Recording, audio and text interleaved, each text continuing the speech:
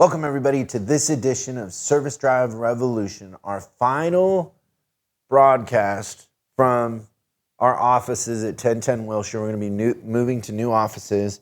And so Christian, hello, everyone, had the idea that we were going to answer a series of questions, and it goes pretty deep. We drink a little tequila, and we have a great conversation. So that's what's coming up next on Service Drive Revolution.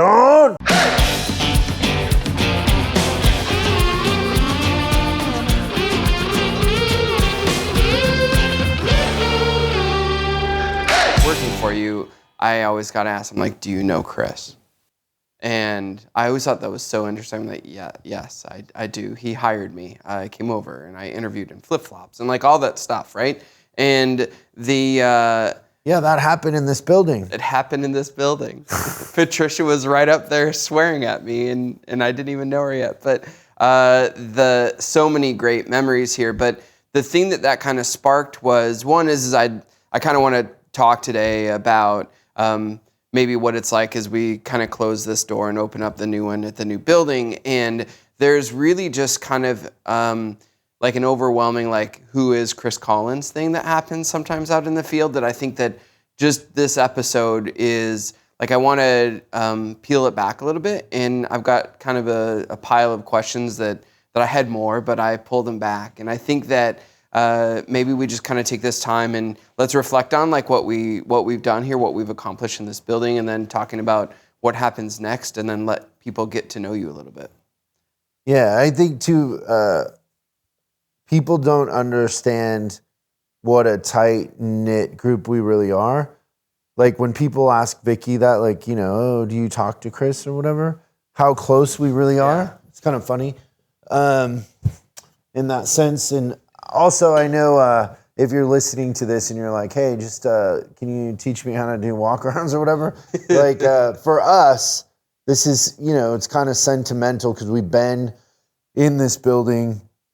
I mean, just the other day when I was speaking in Arizona, there were two different people came up to me and said, oh, I've been to your office and did a boot camp. But we've had so many people come through here. We've made so many friends. We've smoked so many cigars, drank tons of tequila. Some of the weirdest things ever have happened here. Gosh, I mean, I just... some of the events themselves, like the way that the See, rooftop... when you said weirdest things, I instantly thought about the wine stain. Okay, that's in the not bedroom. What I thought about, but I can't wait. What is the weirdest thing you think? The weirdest thing to me was we were sitting in your office and having having like a prep meeting for like a quarterly, and all of a sudden, out of the sky... No, we were doing a boot camp. No, we were in that office. Are you talking about the Raining Green? Yeah. Yeah. We were in 101. We were about to start the boot camp. Yeah, but there were clients here. There were clients in that room, Yeah, and big piles of marijuana just started falling from the sky. And we have a picture of that. It was a huge, I don't know how many pounds of marijuana was that. There's probably still some in a wood chipper somewhere. Yeah. I would guess. Like it just went on forever. But so that funny. Was the wine stain. Yeah, so there's a mysterious wine stain from when one of our coaches used to stay here on the ceiling. Well, it's a stain. We're assuming it's wine. We never confirmed that. I can only hope. Yeah. That it's wine. So we've had some fun. Okay, let's get to the questions. All right. So I poured myself a little tequila to kind of put myself in the mood. Yeah, this is good. So the first question I think that we probably all get that we get asked, I would say just universally, how many dogs do you really have? 4. So there's Lola and Bacon, which are the original. And then Lola was bred not with Bacon, with somebody else. And she had 5 puppies, and I kept 2 of the puppies. So Tequila and Olivia are the puppies, and they are from Lola. Wonderful. Yep. And they're a good-looking crew. I think that yeah, they're fun dogs. Yep. All right, ready for another one? You got that one correct, by the way. There's a right or wrong. You're going to be grading my answers? I might be. And I was also going to tell you, too, just because that story about the weed coming down from the sky. So you know me, like I'm in California, but I don't necessarily participate in like that kind of that culture. But and I don't always roll joints, but when I do, it's typically my ankle.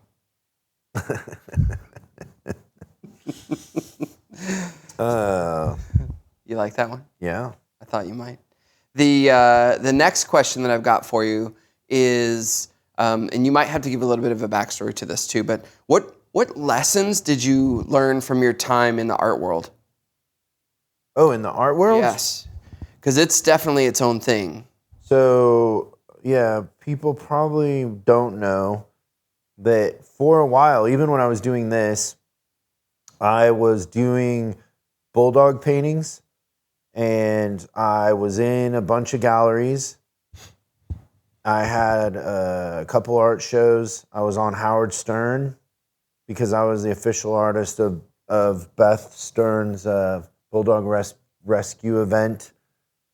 I think I did that a couple times. And it got to the point where the art was becoming a job in the sense that people were depending on it. I had, deadlines and I stuff had like galleries that were giving me space in their galleries, and the thing that would sell the most was commissions. So I'd go into a weekend and have 2 or 3 commissions,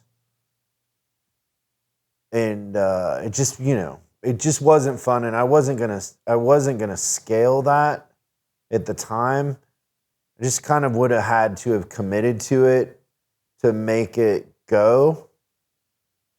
And I just enjoyed it more as a fun thing. I didn't really ever think of it as a career. Actually, looking back on that, I don't know if that was the right decision. I'm not sure. But what did I learn from it? Yeah. Well, one thing is that marketing is probably the most important thing, in the sense that I was doing a niche, and it was bulldogs, and I was the bulldog artist, and like even the Wall Street Journal did a piece on me, and the guy asked me like, "Oh, would you paint my lab?" And I'm like, "I only paint bulldogs." And he's like, "For any amount of money, would you paint a lab?" And I kind of like, as a joke, said no, but that kind of became the thing. Like I was the guy that just painted bulldogs, and they were happy and kind of fun.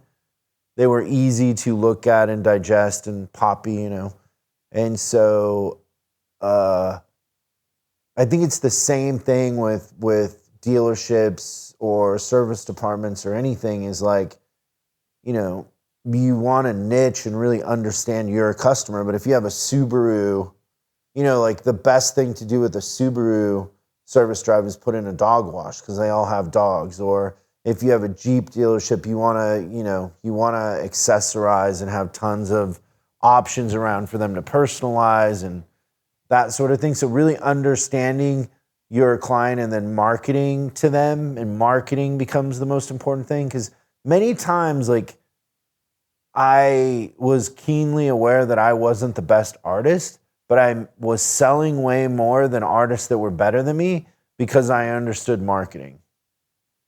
Yeah, that's good. Well, I think that the Stern thing was a huge propeller for you. Yeah, but I manufactured that. Yeah, that you recognized that Beth was a way to get more publicity, and being in galleries in New York would make sense for an artist. Yeah. And the thing they wanted to do with me next, because I was in galleries like Florida, New York, Denver, like more kind of Hawaii, more like kind of touristy areas or whatever. The one thing that everybody on my team believed is that I would sell a lot more in Japan and in Germany. And they wanted me to open galleries there. And that would have been the next thing, was for me to open my own galleries too. But yeah, marketing, I think, in a sense, is maybe one of the most important skills. Knowing who your client is and then going right after it. Yeah. The more you do this and the more you get to see more businesses, Is there one that you found yet that marketing isn't the linchpin? If you think about business in the sense that what business is ultimately is solving a problem, no matter how big the problem is you solve, most of the time you can't scale a business just word of mouth. So you're going to have some sort of ability to market. Like word of mouth is okay. Like for example, our company, right? We were word of mouth for a long time because we couldn't handle the volume. That's right. But when you start to scale, then marketing becomes more important. And in a sense, our best marketing is this show. Yeah, it's got the furthest reach. Yeah. But it's marketing. Like we are having a conversation with our friends, but they let us know too if we get off too far from what they want or whatever. That's and right. we pay attention to that. Yeah, it's almost instant feedback in a certain way. And I think that the marketing team is doing a good job of deciphering that feedback because it's not direct like that sucked, right? So there's other things that the marketing team looks at. I think it's fascinating, but I would say that one thing that I'm learning from you and from just the business itself is that marketing is becoming more and more prevalent. This next question is one of my favorites. I think I know the answer, but I can't wait to hear you say this. What is your biggest pet peeve?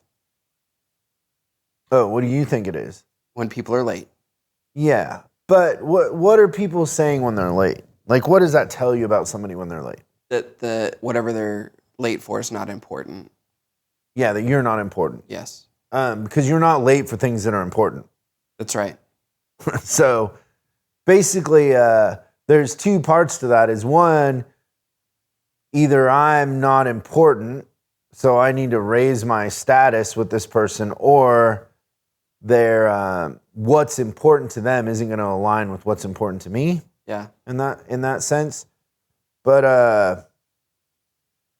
I would say that probably is one. But I think people that are super judgy and closed-minded probably are the hardest to be around.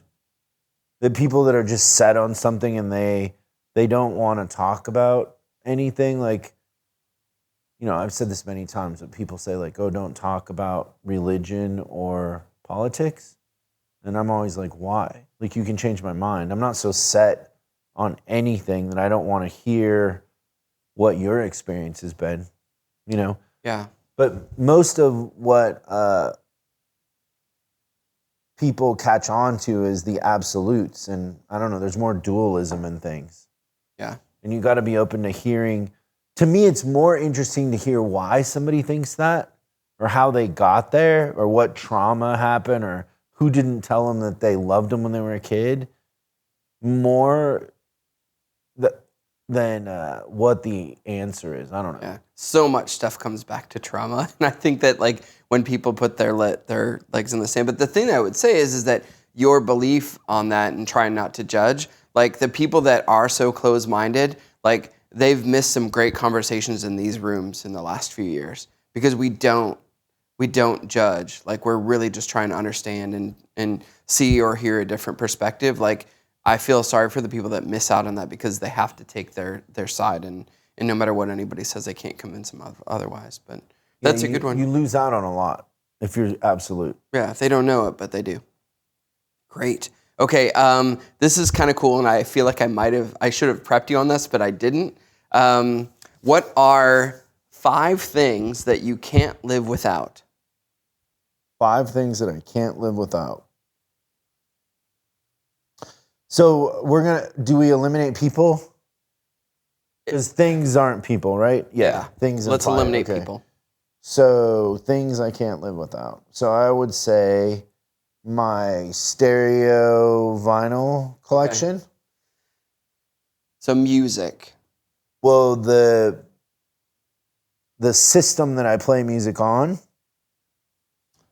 Good. And if you ever come over to my place, I will ruin you for music. Like I did that to Angel. He texted me in his car and he goes, "Oh, it's just not the same in my car."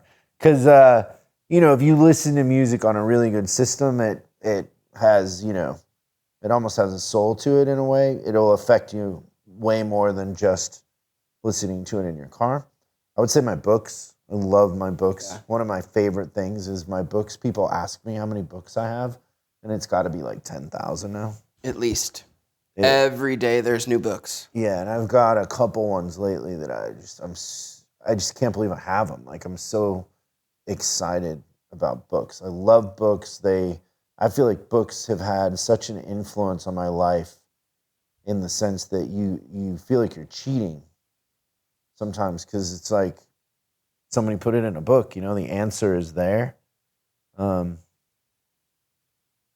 So books, what else? Things. Yeah. Things. 3 more. You're 40% done. Things. Well, I love my away bag. I do too. My suitcase. So there's this suitcase called an Away that I don't know. I've probably bought, or we've bought one for almost everybody here. Yeah, we've bought at least so 8 great. or 9 of them. But what they have is they're a carry-on, but they have the cinch, so you can put clothes in there, and then it cinches down the clothes, so you can pack like twice as much in there. Yep. And 7 days. They're well designed. So a lot of times when you would have had to check a bag, you can just walk on and off the plane, which when you travel as much as we do, not having to wait for your bag is a big deal because it can take 30 minutes. I was going to say it's an hour per trip. Yeah. Right? Because you don't have to check it and then you don't have to wait for it afterwards. The other thing that I think that's really cool about the bag is that I remember when I got mine, I was really worried because it's aluminum on the outside and it's metal. So, well, as metal travels, it gets dented. And I remember being really worried about it. But now that they're there, they're battle scars. And I think that that's really, really cool because you've given us all. So just all the coaches have the same bag. But as we travel, it's a badge of honor to have the dented away bag. But you still get a week's worth I of would stuff say in there. my first away probably is almost ready for retirement. It's pretty beat up in the inside. The flap thing is broken now. Oh yeah, the cardboard thing that goes in there. Okay. So my away bag, I wouldn't say that I can't live without it, but I love that Range Rover that I have. It's so funny too how much my partner in crime drives it over her plaid Tesla. Yeah, I think she likes it just as much as you do. She takes it and I hate it because when I go to get in it, she's all the way up. Yeah, I have that problem. But she's got that fancy plaid Tesla, and she drives Winston,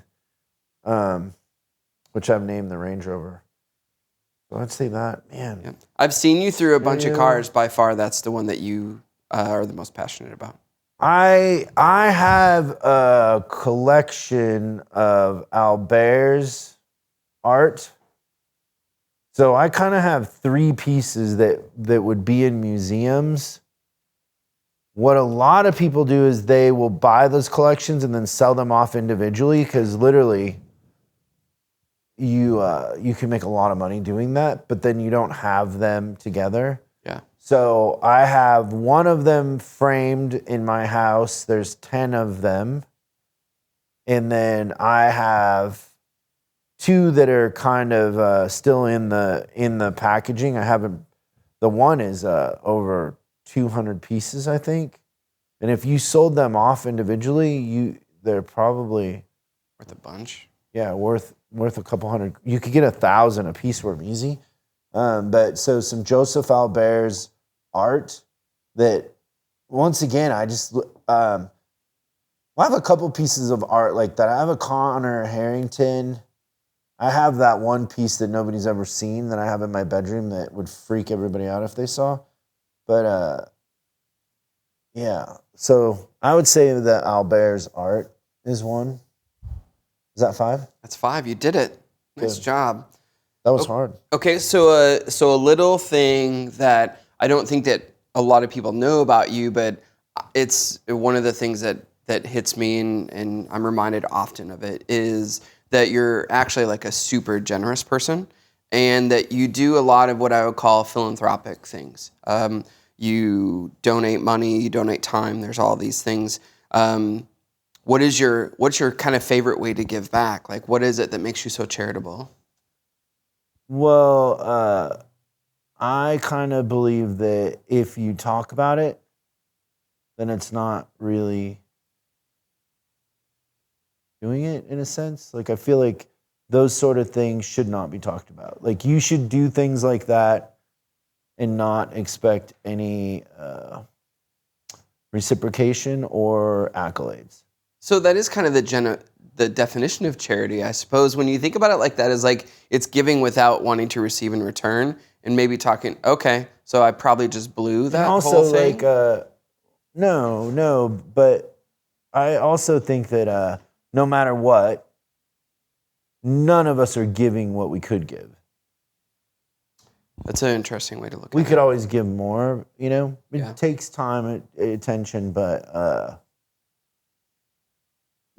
yeah. I think that if you talk about it, it kind of loses something. Okay. So I think for everyone that's kind of watching and listening, though, I would say that there's a lesson in your philosophy on charity. So maybe. I just don't you always think it's weird when people are like taking credit for helping people? Like, yeah, I don't. Doesn't it kind of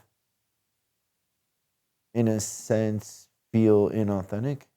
Maybe. I also think that it could be done with a less malicious intent. Is that I think sometimes people talk about the charitable things they do, hoping to inspire others to be more charitable. So you could look at that a couple of different ways. Yeah, you could.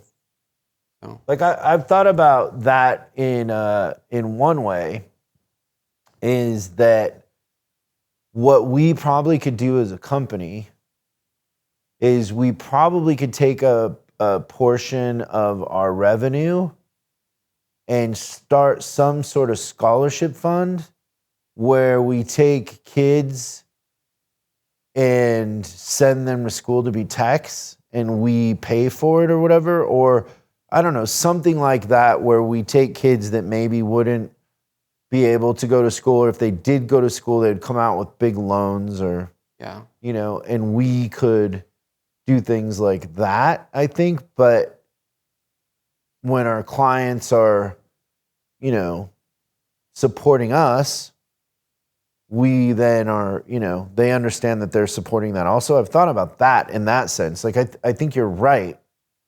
But I think we all as a team would have to agree to what that is, because the coaches, everybody would have to believe in that. It would have to be something that we would all rally around. Mm-hmm. But I do believe that sort of thing probably should exist in the future. Yeah, and I think we all would be on board. I haven't asked anybody, but I just knowing the team that we have. Yeah, but I agree with that thought. Okay. All right, that got a little deep, but let's bring it back a little bit. Favorite food? Oh man, I just love food. No.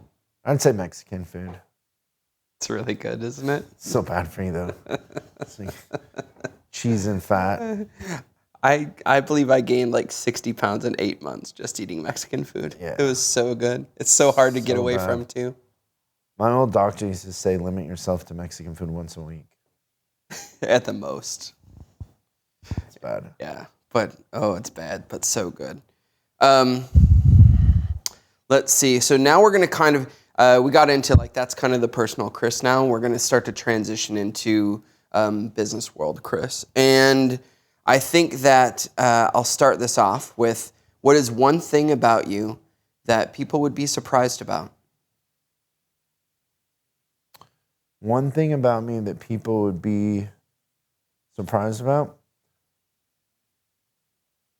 Well, I've asked a lot of people this, and I've yet to find anybody that remembers it the way I remember it. But I remember being born. Like, I remember a light coming on. Wow. Like, most people's earliest memory is like 2 or 3, but I literally remember the light coming on. Like, I couldn't see anything, but I was conscious. I remember consciousness and I remember light. That's pretty amazing. I've also never heard you say that before. No? No. Oh, I thought I don't know. I've asked people that before, like, but I've never met anybody who remembers that. But to me, it's pretty clear. Yeah, that's pretty amazing. Weird, right? It is really weird, but that's fascinating. That's cool. What have you learned from turning businesses around? Ooh. This could be an episode all in itself, but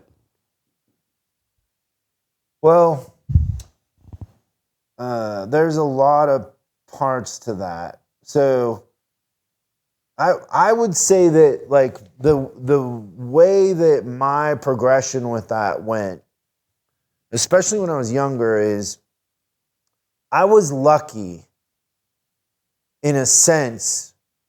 The thing that made it the hardest for me actually is what kind of gave me this unique skill set. And that was that I was doing it on commission. And if I didn't fix the business, I didn't get paid. So like we see a lot of guys out there, consultants or whatever, that get paid for their advice. But it's like a weatherman. If your advice doesn't work, you're not giving a refund, right? Right. But if your stuff doesn't work and you're on commission, you are giving a refund in the sense that I left home, I flew to Dallas, I've been there for weeks on end, I've spent months doing this turnaround, and then it doesn't turn around, I am losing money. Like, you know. Yeah, your skin's in the game. Yeah, and so you have this thing that happens in that scenario that you are very aware of what the idealized version of things are and what is effective.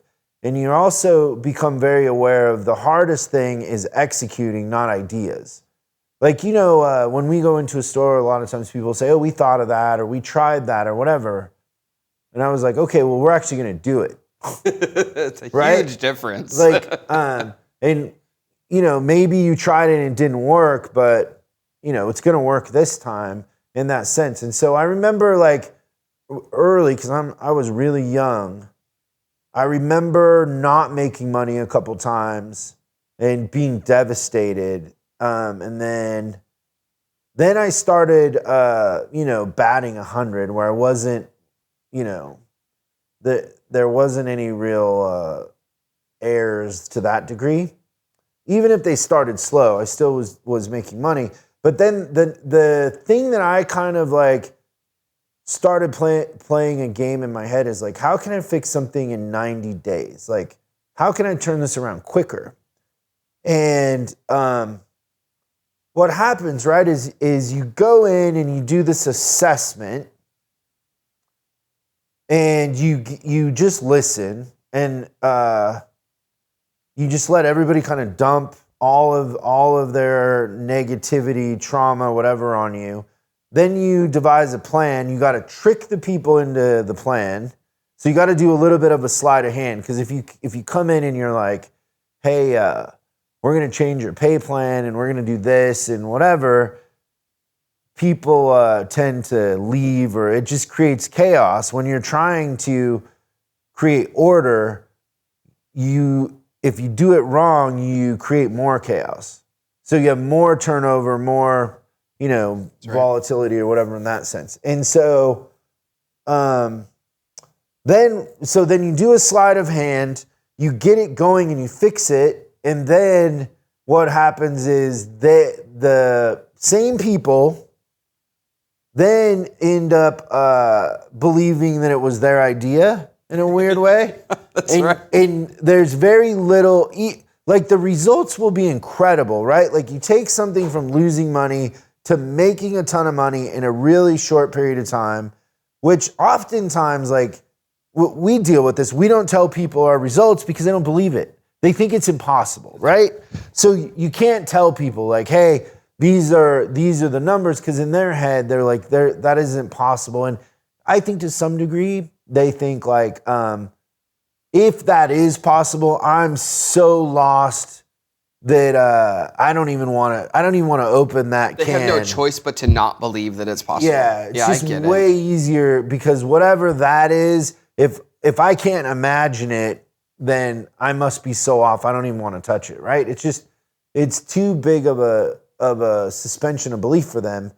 So then what happens though is when it does happen and the results are huge, if you do it right, they believe it was their idea. Yep. You're trying in the process to make the manager look good and, gain confidence. And there's a lot of things that we're doing there to build self-esteem, team building, there's a lot of things going on that people don't perceive, but create that outcome and that recipe. But if you just came out and told them, they would want to fight it, or they wouldn't understand it. It would confuse them. And so at the end of the day, the thing I think that I learned from all that is that it is psychology more than anything. So, when I'll interview people for potential coaches, like I'll ask them like, what's the recipe to turn something around? Because we'll get managers that, the ideal candidate for us is somebody that goes somewhere for 5 years, fixes it, gets bored, goes and fixes another one. That's right. Or some of these public companies have guys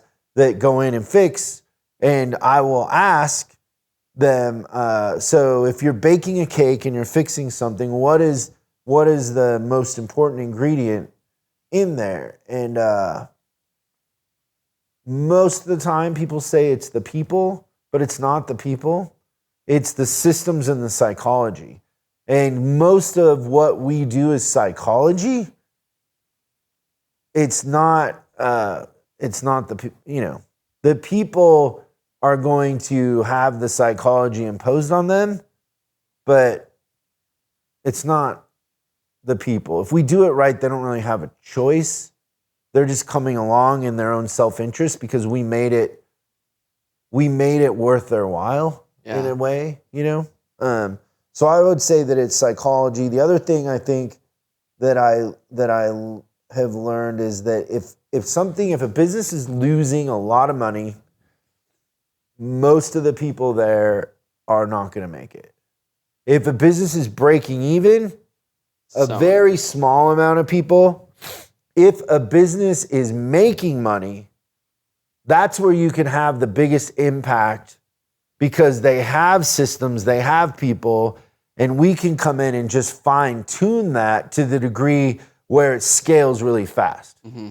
But to go from losing to breaking even is like giving childbirth. I've never given childbirth, but the analogy of it's very painful. You're giving a piece of your soul basically away to do it. And so, whenever we're looking at stores like that, like we always assume that it's worse than it is in that scenario because we don't want to get caught flat-footed. And if it's losing money, there's a good chance that there's bodies buried somewhere, there's people stealing, the culture is bad, all of that. Yeah, no one gets there by accident. Is people misunderstand culture. They think culture is making everybody happy. That's right. Yeah, but I would say psychology. Yeah, it's all psychology. And it's closer to magic than management.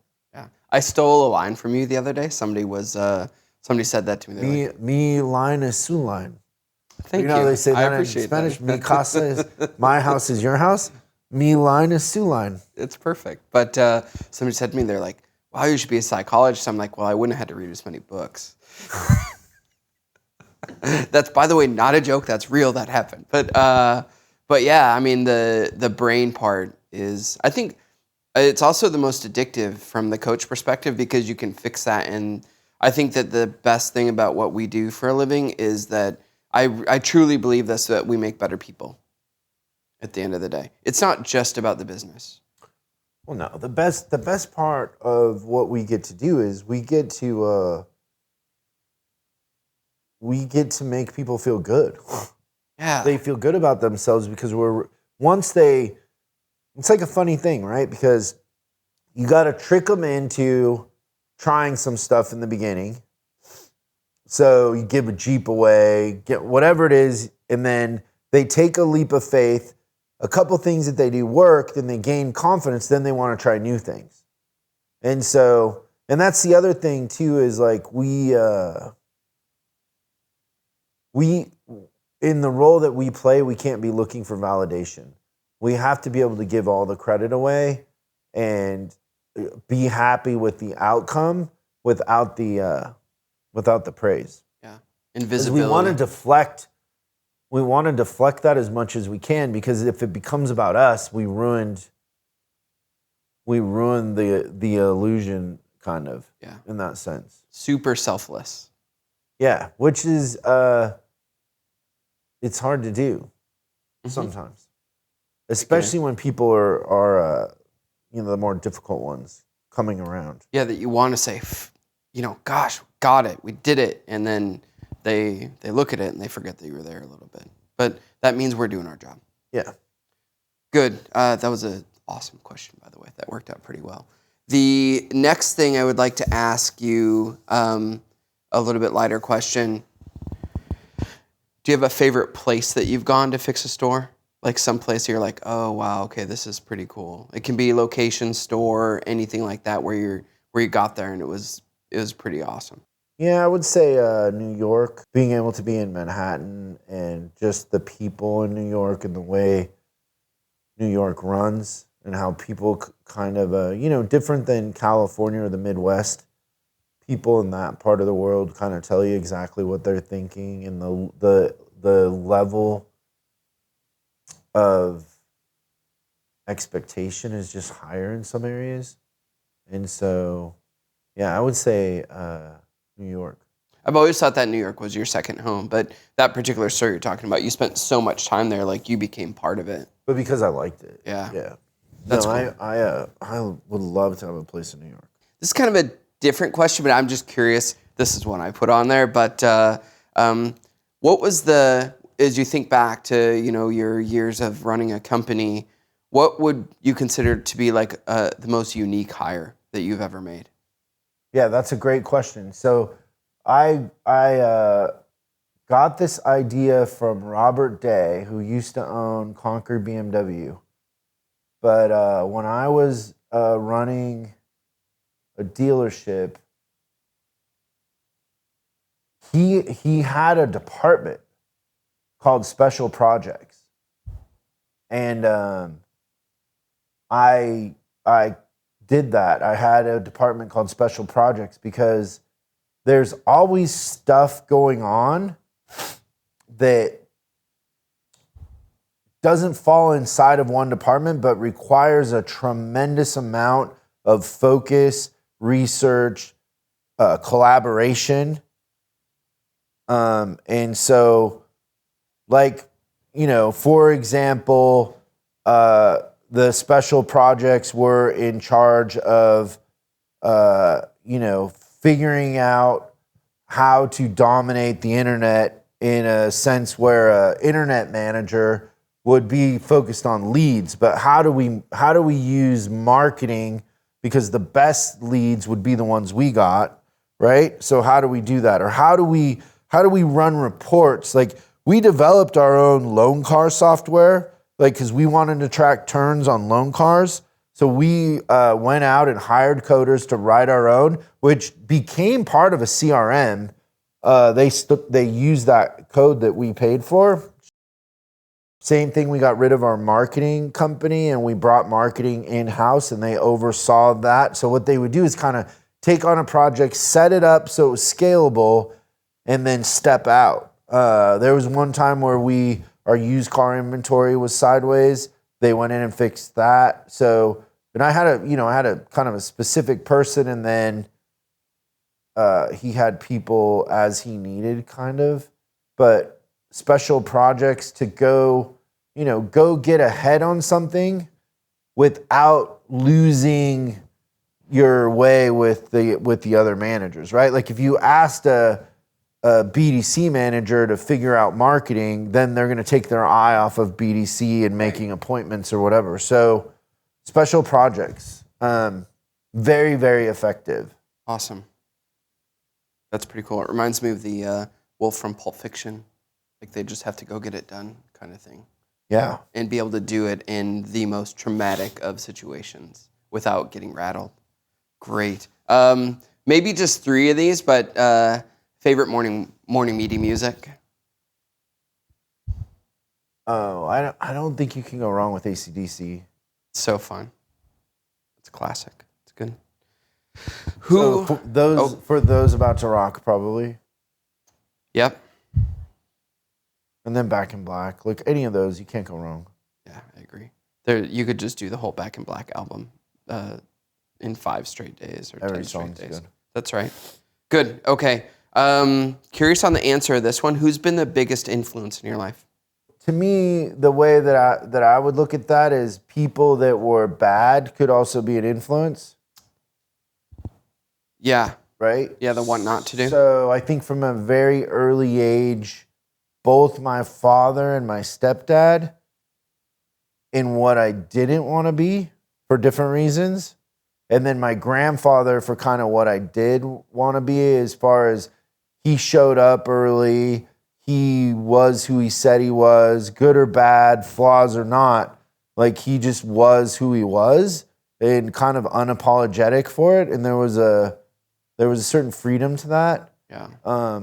He would always say, like he would say, son, if you always give people more than they pay you for, you'll always be in demand. Like because he was he worked for the fire department, but he would drive, logging trucks or do odd jobs in the off time because, firemen will have 4 days off or whatever. And he would work during those days. And he was the person that, if somebody got in trouble, they would call my grandpa to help him. Like he would give the shirt off of his back to his friends, But also if you were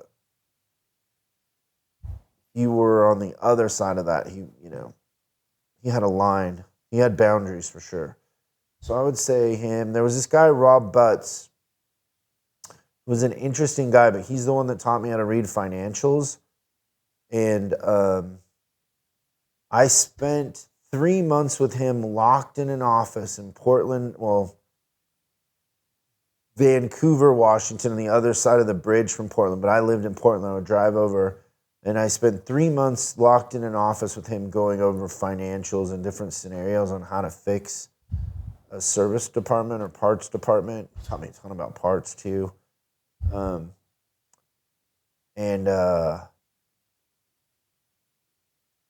It's interesting when we work in a department and we don't understand the financials, how we behave different than when we understand the financials. And I think that shift for me and what he taught me, you just never see things the same in that way.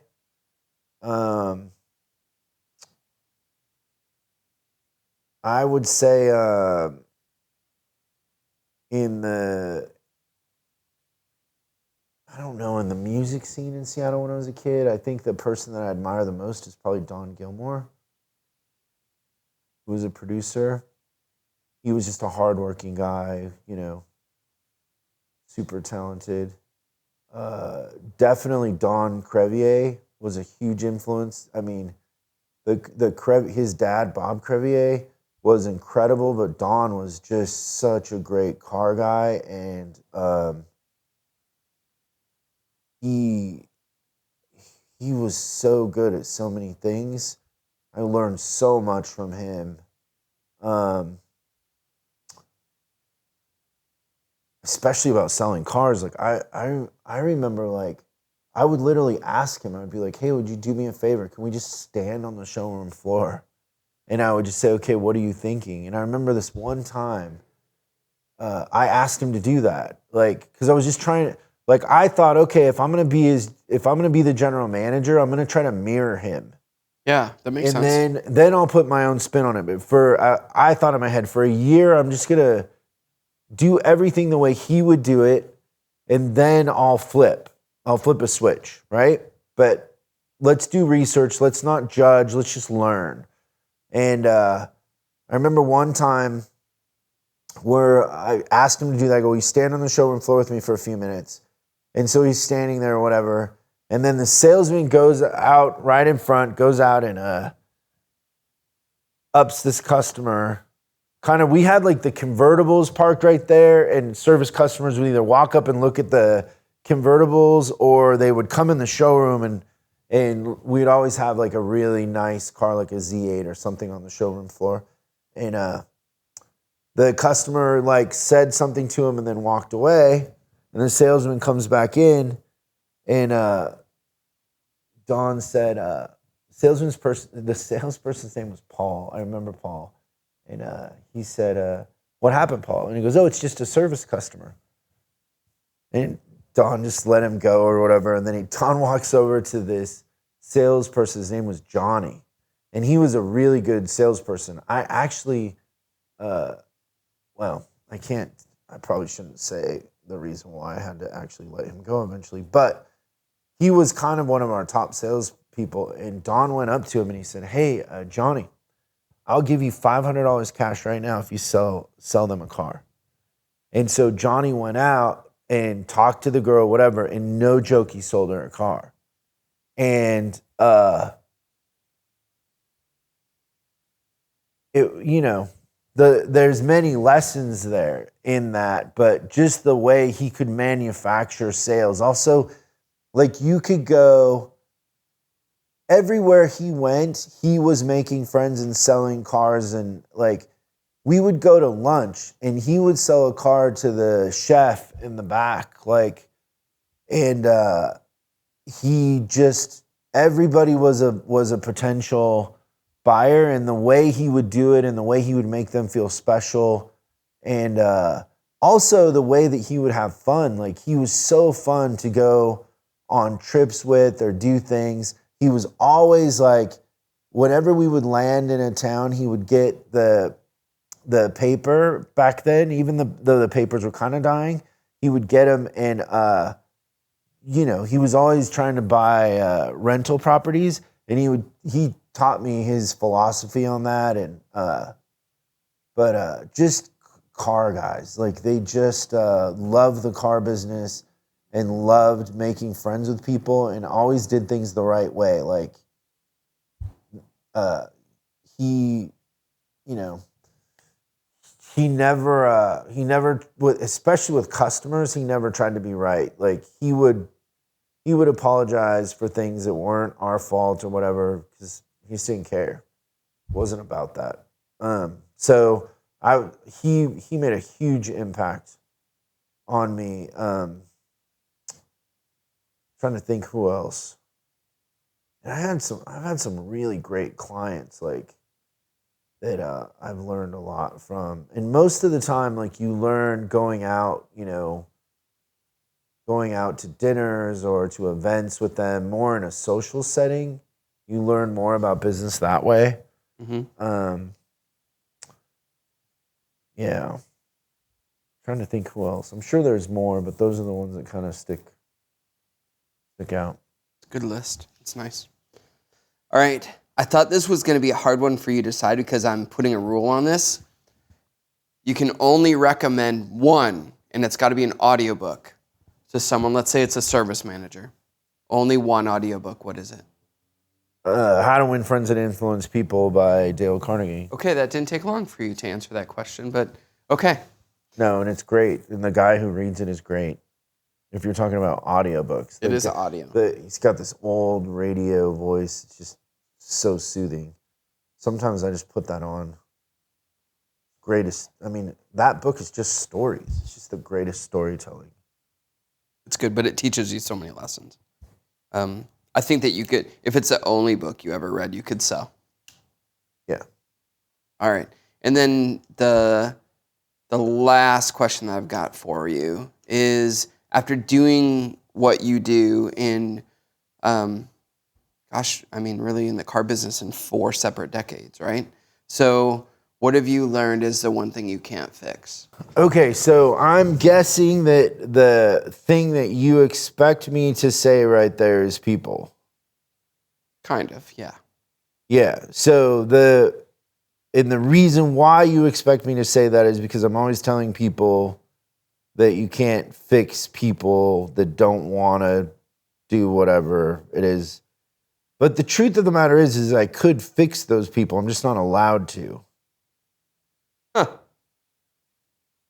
So Okay. if I had access to them 24 hours a day and I could control everything they do, I could get them past the trauma or whatever it is. It's just the level of engagement and time it would take to fix people. It's not that you can't. It's like, is it the best use of your time? Mm. So I don't think I ever think about people and that I can't fix them. I think about it kind of like getting somebody asking me to go speak at an event. What's the trade-off here? Like, what would I pay not to go speak at that event? Same thing, like, okay, how much time and effort am I, and also what's my, with the level of access that I have to this person, like especially in a work environment, right? A lot of times the reason why people aren't engaged in work is their personal stuff. And how much do I really want to dive into their personal stuff? Like, you know, Yeah, because you're just so I tipping want to that. get on me, and if it gets on me, then I kind of own it and I got to fix it. Sometimes it's easier just to let them go on the journey they're on and, you know, just move on to somebody who isn't as broken or doesn't have as much trauma or whatever. But most of what we see that makes us want to get rid of somebody probably started between the ages of 5 and 9. Yeah. So, you know, that's hard. It's work to fix that. Well, I think you're better at pointing it out now. Like, Yeah.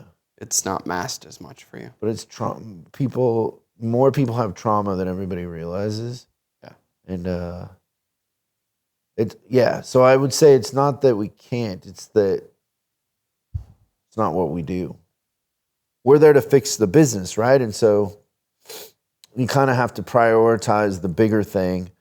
It's kind of like that thing Bill Gates says in that documentary, Inside the Mind of Bill Gates, when he's talking about explaining to his daughter, he's showing her a commercial for them, what is it, curing malaria somewhere or something? Yeah, or there was a water thing too? Yeah, and the girl's like on crutches or whatever, and his daughter goes, what happened? And he's like, oh, well, we've cured 2 million people. And she goes, no, what happened to that girl on TV? And he goes, oh, I don't know. He goes, I'm in the wholesale. Like, Yeah. I'm trying to fix it for millions of people, not just one. It's kind of like that sometimes when you're a leader, is you got to fix it for the whole. You can't spend all your time on the one. And the amount of work that it would take to fix the one. Yeah, the opportunity cost is that you lose everybody else or everything else. And you think about, I think you brought this up once. If you think about like addicts, right? Like if they need to get over that addiction and they go to a rehab, how much of their life does the rehab control? 100% of it. The whole thing start to finish, Why? 24 hours a day. Because they have to break them down and deprogram them and then build them back up, give them wins along the way. Like the whole thing it's controlled 1000%. Yeah. We don't have access to that. Yeah. So to fix them, we would kind of need the same thing probably. Yeah, and the pure submission that's involved in that too. Like that's a big thing. Well, you got to face, you know, I think for a lot of people that aren't good employees or struggle or good leaders, good managers, whatever, the hardest thing for them is to be alone with themselves. And that's kind of what rehab is doing in a sense, is it's saying, you know, if you're smoking something or shooting something up in a vein to numb yourself from being alone with your thoughts, right? Like rehab's the scariest place on the planet. And so, yeah. like, it's kind of there was a thing I was watching the other day that one of the things that Steve Jobs would do in assessing somebody, whether he was going to buy their business or interviewing them for a job, is he would ask a question in a way, and it was something about your dad or parents or something, but the question was asked in a way where there was a lot of dead space. And he wanted to see if you could shut up and be okay with the uncomfortable silence, or if you had to talk. And if you had to talk, he wasn't down because you're not comfortable with silence. And so, you know, some of the worst salespeople, they talk people out of stuff because they aren't comfortable just being alone.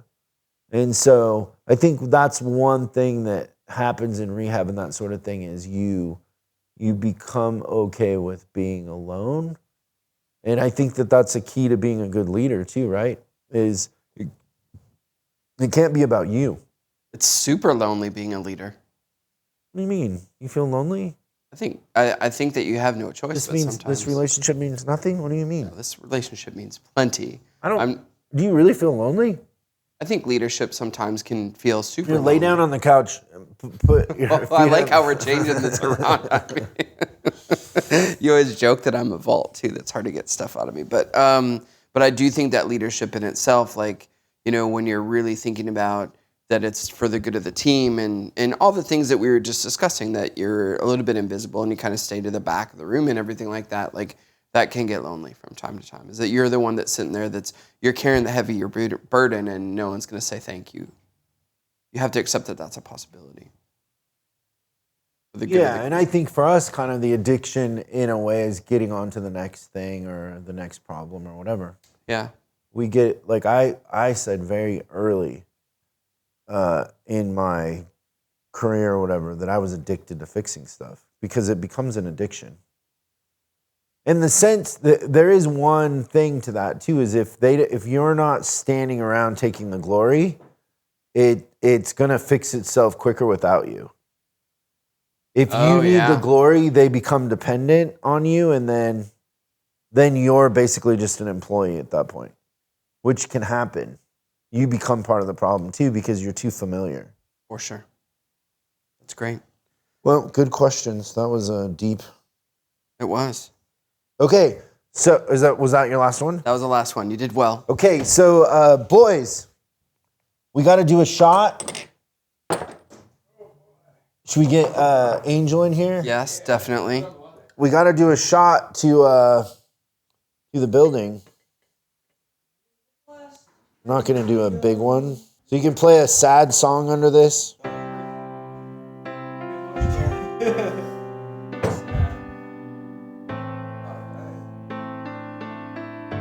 Remember, it's just water. Okay, to 1010 Wilshire and to you guys and all the fun and memories. Woo!